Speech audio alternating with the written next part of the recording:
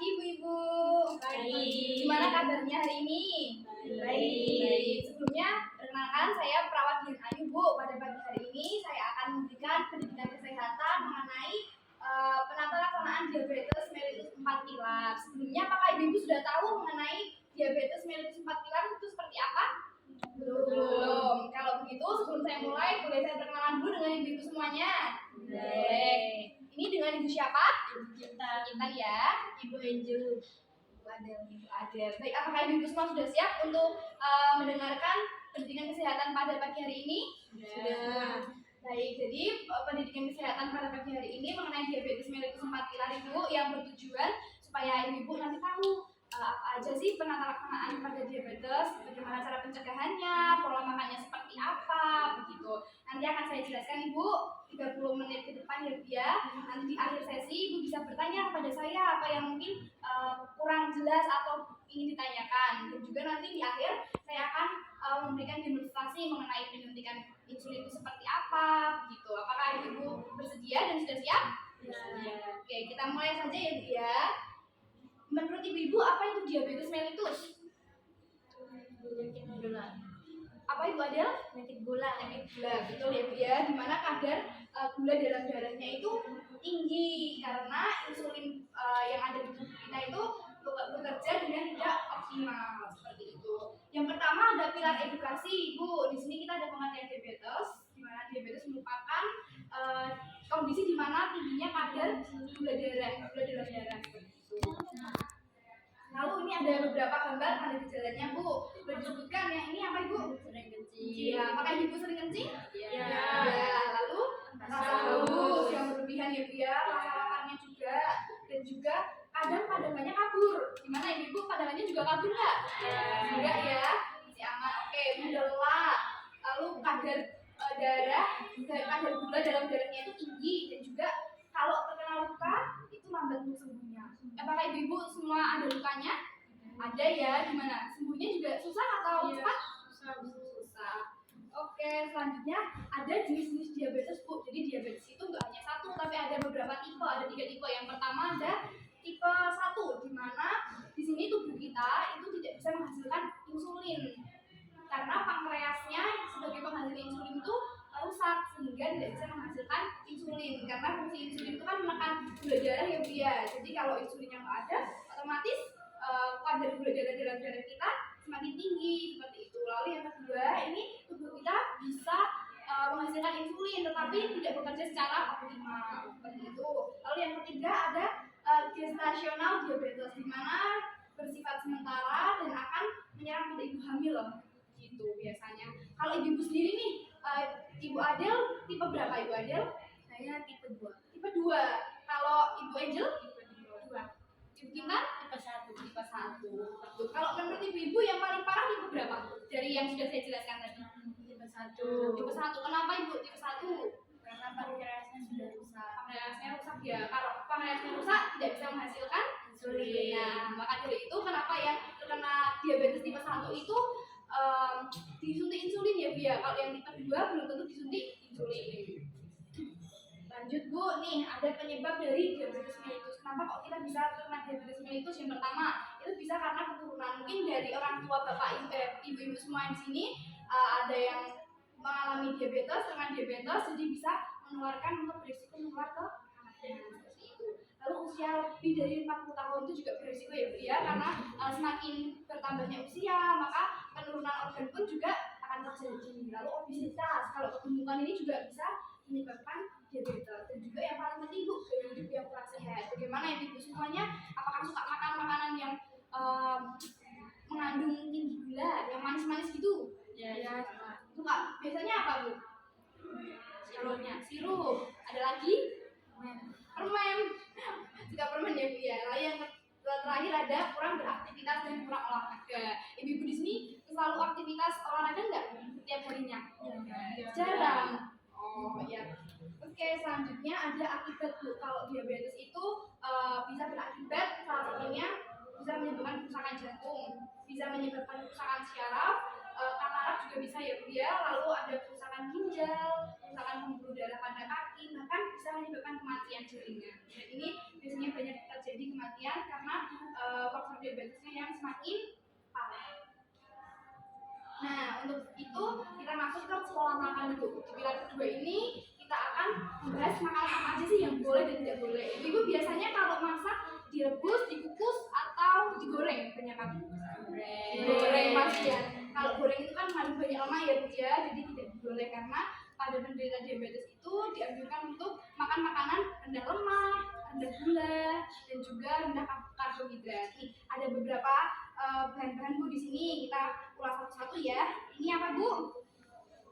Nasi putih. Biasanya ibu suka makannya nasi putih atau nasi merah? Nasi putih. Nasi putih. Karena kandungan nasi putih ini Bu sebenarnya lebih tinggi kadar gulanya daripada yang nasi merah seperti itu. Lalu ini ada tahu tempe. Suka tahu tempe nggak Bu? Suka. Menurut Ibu boleh nggak ini dimakan tahu tempe? Boleh. Kalau susu kental manis Ibu? Boleh. Nggak boleh ya. Lalu ini ada jus Bu, ini paling seger banget ya. Kalau minum jus biasanya pakai gula nggak Bu? Pakai. Kalau pakai susu juga sering ya Bu ya. Sebenarnya kalau pada penderita diabetes itu kan mengurangi kadar gula ya Bu. Jadinya sebaiknya kalau minum jus itu tidak menggunakan gula. Jadi rendah gula. Kalau sayur-sayuran Ibu suka makan sayur-sayuran nggak Bu? Dan juga ini ada ikan asin. Ternyata nggak hanya rendah gula aja, tapi penderita diabetes juga dianjurkan untuk tidak makan makanan yang tinggi akan garam, kandungan garamnya. Kalau mie instan Bu, pasti suka makan mie instan Ibu. Boleh nggak kalau makan mie instan? Nggak boleh. Wadah nggak boleh.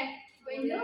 Nggak boleh. Sebenarnya makan mie instan itu boleh, tapi tidak berlebihan ya Bu ya, karena berbahaya juga. Dan ini ada ice cream Bu. Kalau ice cream tinggi nggak kadar gulanya?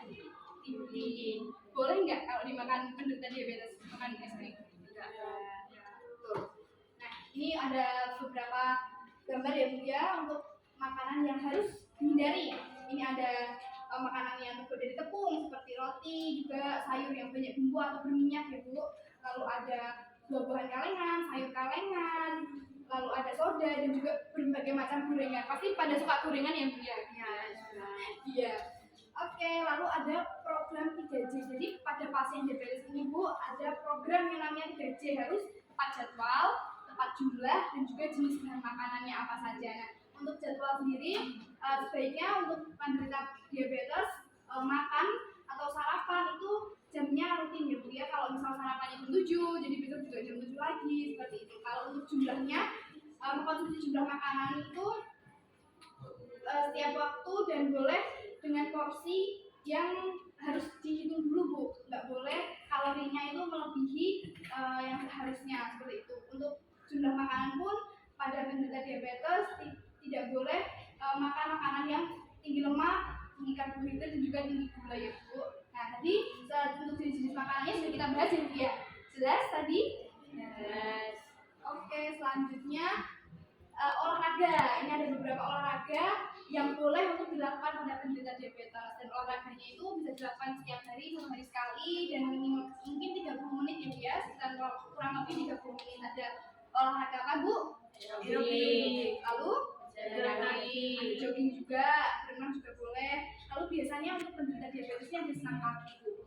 Nah untuk pagi hari mungkin bisa berjalan kaki minimal 30 menit seperti itu. Lalu selanjutnya nih, aktivitas yang tidak boleh ya Bu ya. Yang pertama menonton televisi. Menonton televisi ini boleh, tapi untuk waktunya mungkin tidak boleh lama-lama karena penderita diabetes kan harus butuh gerak juga ya Bu ya. Lalu ada main game di depan komputer yang terlalu lama, intinya yang terlalu lama dan bermalas-malasan sehingga tubuh kita tidak ada kegiatan atau metabolisme yang terjadi karena kurang gerak juga kan Bu. Seperti itu. Lalu untuk farmakologi kita bisa mengobati yang pertama dengan insulin. Kalau insulin tadi untuk diabetes tipe berapa Ibu? Tipe 1, betul. Kalau untuk yang kedua ini bisa menggunakan obat oral. Kan macam-macam ya Bu ya obatnya ya. Seperti itu. Dan untuk penyuntikan insulin ini bisa dilakukan 2 kali dalam sehari minimal, dan dilakukan 15 sampai 30 menit sebelum makan atau sebelum tidur malam Bu. Seperti itu. Lanjut, ada prosedur penyuntikan insulin. Ibu-ibu yang DM tipe 1 nih, selalu suntik insulin? Pernah suntik sendiri di rumah? Pernah. Kalau nyuntik biasanya dicubit dulu nggak Bu kita? Dicubit ya. Kalau untuk penggunaan pennya sudah bisa belum? Sudah. Harus diputar dulu ke berapa unit biasanya? Ke 4. Oke, betul. Jadi sudah bisa ya Bu ya, kalau untuk penyuntikan insulin itu harus lebih dulu, lalu diputar ini vialnya sampai beberapa unit ya Bu, baru dipencet seperti itu. Betul. Jadi kalau Ibu sudah bisa, saya tidak perlu mendemonstrasikan ya Bu ya. Kita next saja, selanjutnya ada monitor gula darah. Ibu-ibu rutin cek gula darahnya enggak? Rutin, biasanya pakai alat apa Bu namanya? Glukometer ya. Oke. Jadi untuk cek gula darah itu ada beberapa jenis Bu. Ada gula darah sewaktu, di mana ibu tidak perlu puasa. Lalu ada gula darah puasa. Di sini dilakukan puasa dulu baru dicek ya Bu ya. Lalu ada cek tes gula darah itu 2 jam setelah makan.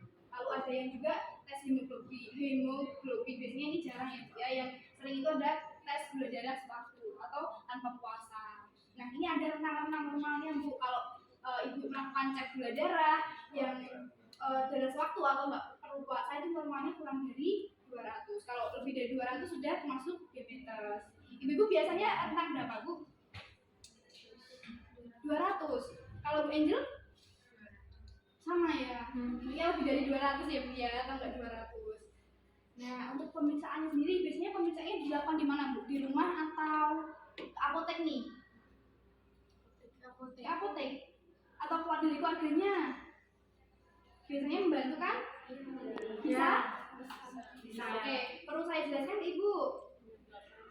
Oke, udah jelas ya Bu ya? Baik, sekian yang bisa saya sampaikan. Tapi sebelum saya akhiri pendidikan kesehatan kali ini, adakah yang ingin ditanyakan Bu?